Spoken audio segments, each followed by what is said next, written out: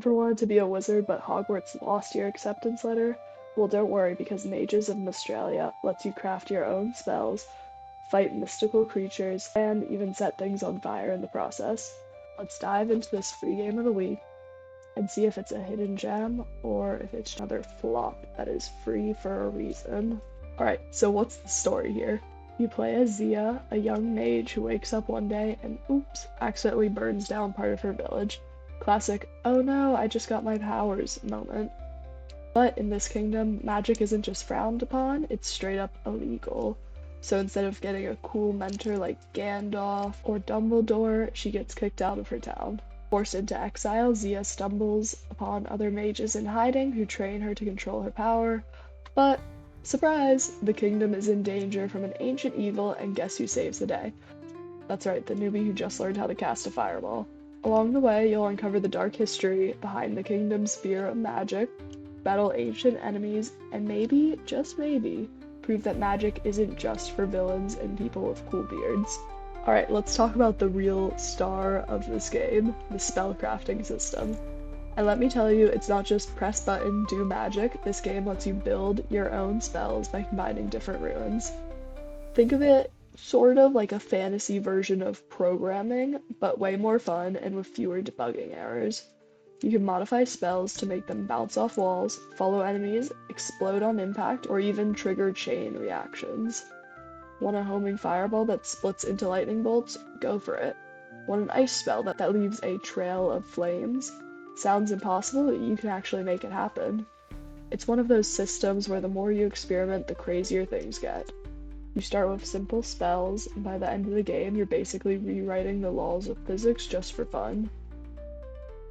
The spells aren't just for combat, you'll also use them to solve puzzles and unlock new areas.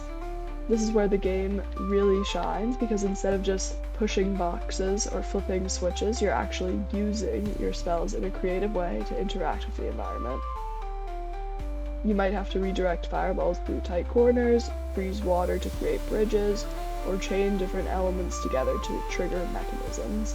Combat-wise, the game is pretty fun, but let's be honest, it's no Dark Souls. It's not exactly the biggest challenge out there.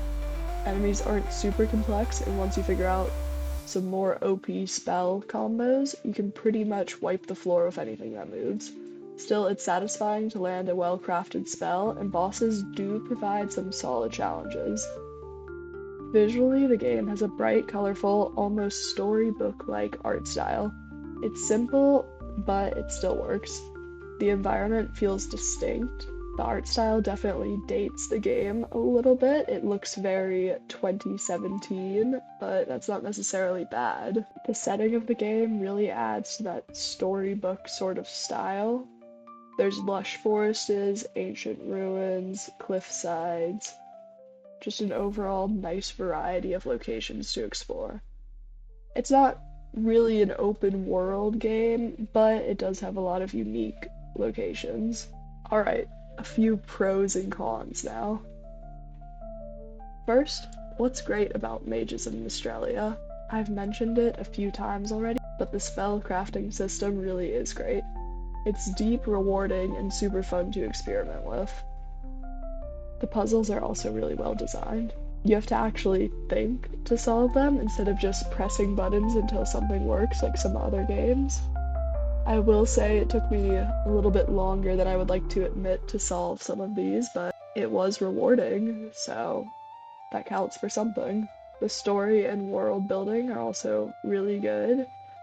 The game doesn't take itself too seriously, but it still delivers a pretty good fantasy adventure. And the not so great parts. The combat is definitely pretty simple. Once you have good spells, the enemies aren't really that much of a threat. It also gets pretty repetitive after a while. There aren't a ton of different enemies, and they don't have a ton of different attack combos.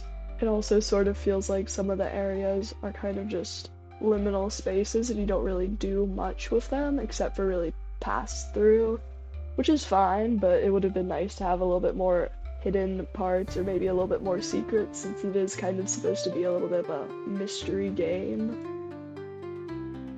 The last real con to this game is that it's definitely a little bit shorter. although that could be considered a positive thing if you're not really looking to play a super long game and you kind of just want a fun, cozy, relaxing adventure game. But the game is only about 8 to 10 hours, so it's not massive, but it's also not super short. So, overall, is Mages of Mystralia worth playing? If you love action-adventure games and want something unique, absolutely. The spellcrafting system alone makes it worth checking out, and while it's not a perfect game, it's a creative and fun experience that'll leave you feeling like a true wizard. The game is also free in Epic Games right now, so it's definitely worth playing because there's really not a loss from it, except for maybe a few hours of your time. Overall, I would probably give the game 4 stars. It was definitely enjoyable, but it did have a few issues. If you enjoyed this review, don't forget to hit that like button and subscribe for more magical gaming content.